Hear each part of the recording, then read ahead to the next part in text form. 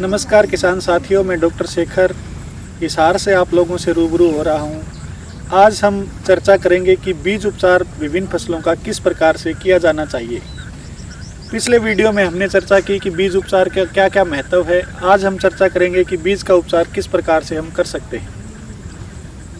बीज का उपचार किसी भी फसल में करने के लिए 3 मुख्य रूप से प्रोडक्ट्स मार्केट में अवेलेबल हैं जिनका फार्मर इस्तेमाल करता है, जिनमें एक है कीटनाशक, एक है फफूंदनाशक और तीसरा है कोई भी उर्वरक या बायो फर्टिलाइजर्स का आप यूज़ कर रहे हैं बीज का उपचार करने के लिए।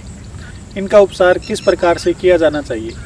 जो भी फसलें छोटे दाने वाली या मीडियम साइज़ का मध्यम आकार का जिनका दाना है, उनका बीज उपचार हम किस प्रकार से कर सकते हैं।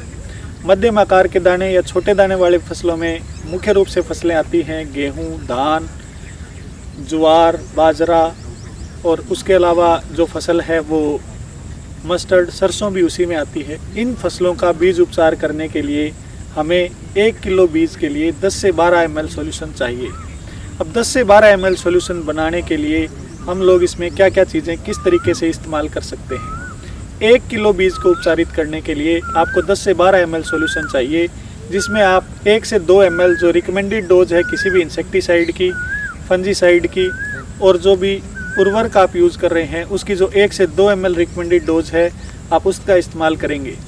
उसमें आप सबसे पहले फंजीसाइड डालेंगे 1 या 2 ml जो रिकमेंडेड डोज है उस फंजीसाइड की या फफूंदनाशक की। उसके बाद आप उसमें 1 से 2 ml किसी भी कीटनाशक का ऐड करेंगे, उसको डालेंगे उस सॉल्यूशन में, उस घोल में, उसको मिलाएंगे जो उस कीटनाशक की रिकमेंडेड डोज है। सबसे लास्ट में आप जो भी बायो फर्टिलाइज़र या कोई भी दूसरा प्रोडक्ट जो उर्वरक का काम कर रहा है उसका इस्तेमाल करना चाहते हैं तो 1 से 2 ml जो उसकी रिकमेंडेड डोज है उसको आप उसमें मिक्स करेंगे।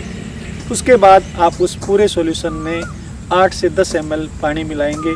8 से 10 ml पानी मिलाने के बाद आप उसको अच्छे से घोल को तैयार करके 1 किलो बीज के ऊपर एक समान रूप से उसको फैलाकर और आप अपने बीज को उपचारित कर सकते हैं। जो मुख्य रूप से बड़े दाने वाली फसलें हैं जिसमें मक्का आता है, जिसमें मूंगफली आती है, उसमें आपको सॉल्यूशन की मात्रा थोड़ी सी ज़्यादा बनानी पड़ेगी। आप जो सबसे पहले आप फफूंदनाशक डालेंगे, फिर आप उसमें कीटनाशक डालेंगे, फिर आप उसमें दूसरी जो उर्वरक की दवाएं हैं, जो खुराक वाली दवाएं हैं वो मिक्स करेंगे। लेकिन इसमें आपको सॉल्यूशन की मात्रा जो है वो 14 से 15 ml चाहिएगी, क्योंकि दाने का आकार थोड़ा बड़ा होता है। उस पर एक समान रूप से बीज को उपचारित करने के लिए आपको इसमें थोड़ी ज़्यादा मात्रा में पानी मिलाना पड़ सकता है। उसके बाद जब आप बीज को उपचारित कर चुके हैं, अगर आप किसी भी बायो फर्टिलाइज़र से अगर बीज का उपचार कर रहे हैं तो आप बीज उपचार करने के बाद बीज को सिर्फ छाया में सुखाएं। अगर आप प्योर केमिकल बेस्ड किसी भी प्रोडक्ट से बीज का उपचार कर रहे हैं उसको आप छाया धूप में कहीं भी सुखा सकते हैं। अब हम बात करेंगे मुख्य रूप से धान के बीज उपचार के बारे में। धान का बीज उपचार करने के लिए एक तरीका तो यही है कि जो तरीका हमने बाकी फसलों के लिए यूज़ किया हम वही सेम तरीका यूज़ कर सकते हैं कि 10 से 12 ml हम सॉल्यूशन बनाएं और 1 किलो बीज के ऊपर उसको अच्छे से लगा दें। दूसरा तरीका जो मुख्य रूप से किसान साथी प्रयोग करते हैं, किसान साथी धान के बीज को लगभग उतनी ही मात्रा पानी लेकर उसमें 12 घंटे से लेके 24 घंटे तक भिगोते हैं।